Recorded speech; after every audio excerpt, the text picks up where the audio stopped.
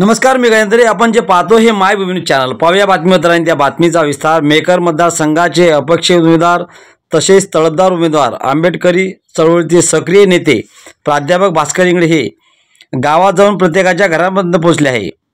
मला आपले अमूल्य मत देऊन प्रचंड बहुमताने विजय करा व आपली सेवा करण्याची मला एकदा संधी द्या. आपले मत वाया देऊ देणार नाही असे यावेळी गावात जाऊन आपला प्रचार 18/11/2024 5 वाजेपर्यंत पूर्ण केला. माझी निशाणी कपाट आहे. कपाट या निशाणीसमोरील बटन दाबून मला मत द्या. मायभूमी न्यूजसाठी सौ लता आंबोरे, बुलढाणा.